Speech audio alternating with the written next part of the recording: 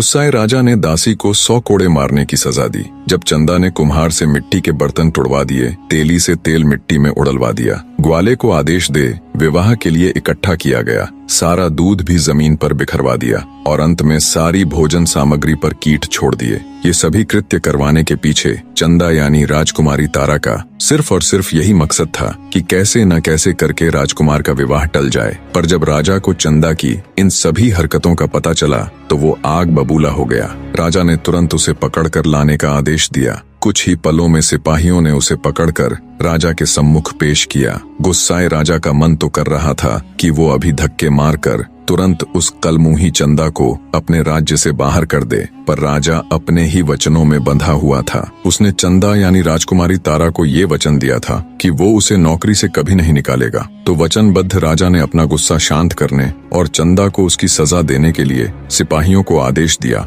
कि इसको 100 कोड़े मारे जाएं। कोड़े भी ऐसे कि हर कोड़े के साथ इसकी खाल उधड़ जाए। इसको पता तो चलना चाहिए कि इसने क्या जरूरत की है। राजा के आदेश पर राजकुमारी तारा को 100 कोड़े लगाए गए। कोड़े लगने से घायल बेचारी चंदा खून के आंसू रो रही थी। मारे दर्द के वो बिलबिला रही थी। कोड़े मारने की सजा पूरी होने पर सिपाही उसको उसकी झोपड़ी में छोड़ जाते हैं। वहां उसे उसी हालत में पड़े पड़े एक दिन और निकल जाता है। किसी ने भी राजकुमारी तारा की कोई सुध नहीं ली। एक तो कोड़ों की मार, ऊपर से राजकुमार की शादी का दुख, मानो दुनिया जहान के सारे दुख बेचारी राजकुमारी को एक साथ मिल गए हों। उसे सबसे ज्यादा दुख तो इस बात का था कि कल ही राजकुमार अभिमन्यु की शादी है। राजकुमार की शादी को टालने की उसकी हर योजना असफल हो चुकी थी। दुखी बैठी राजकुमारी तारा के मन में फिर से एक विचार आया, जिससे उसकी आंखें एक बार फिर चमक उठी। अचानक वो अपने सारे दुख दर्द भूल एक नई ऊर्जा के साथ उठ खड़ी होती है और अपने दर्द को भूल